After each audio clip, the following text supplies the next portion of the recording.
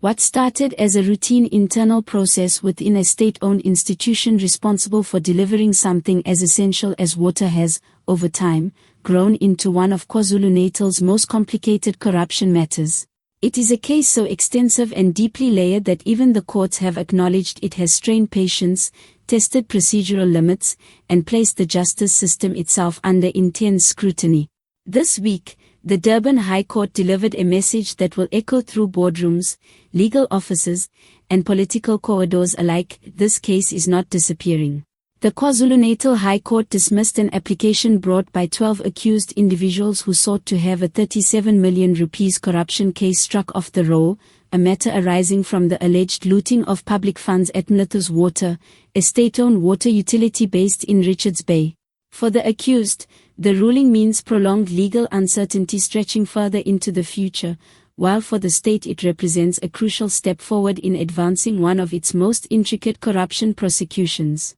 At the heart of the case are allegations of fraud, theft, money laundering, extortion, corruption, and conspiracy to commit robbery, all linked to legal services tenders awarded by Mlitho's Water. According to the prosecution, public money meant for essential services was siphoned off through a network of individuals, companies, and contractual arrangements that extended far beyond the utility itself. The list of accused includes former Mlitho's Water Chief Executive Officer Mshikotsi Pozi, former Chief Financial Officer Babanjal Nandu, former Deputy Chairperson of the Board Silas Wenkalfolo, the law firm Mngodi Incorporated and its director Sitmbiso Ralph Mngodi, as well as several other individuals and corporate entities alleged to have benefited from or facilitated the scheme, collectively forming a network the state believes played a role in the unlawful diversion of tens of millions in public funds. However, the courtroom battle has focused less on guilt or innocence and more on years of delays,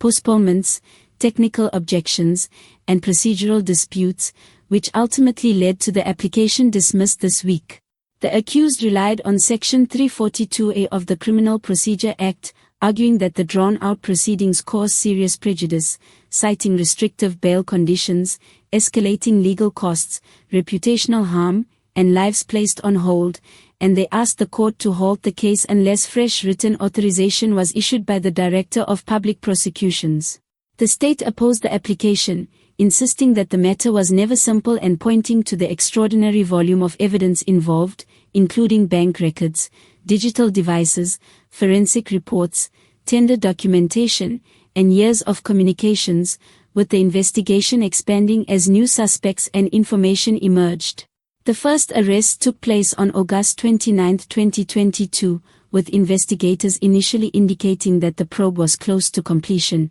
but that assessment proved overly optimistic as further arrests followed in 2023 and digital evidence expanded into multiple terabytes containing hundreds of thousands, if not millions, of files. Pre-trial proceedings were repeatedly postponed, provisional trial dates set for early 2026 were later abandoned, and by October 2025 all parties accepted that proceeding to trial without full disclosure would be untenable due to missing digital material, the need for international legal assistance, and new information requiring further investigation. In its judgment, the court acknowledged that the state could have progressed the matter more efficiently but found that the delays did not reach the level of unreasonableness required by law, noting that both the defense and the prosecution had been engaged in continuous procedural engagements and that proceeding without full disclosure would severely prejudice the defense, while striking the case from the roll would only delay justice further. As a result,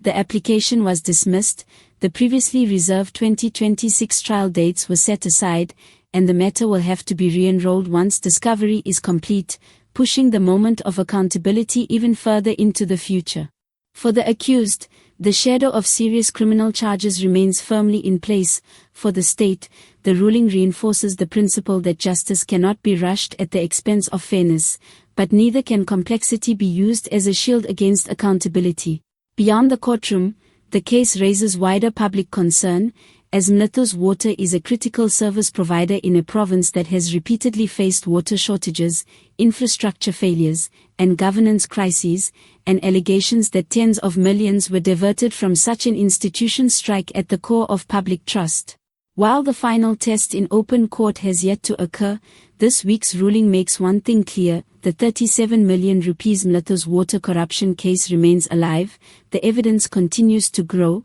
and the long, winding road toward accountability is far from over.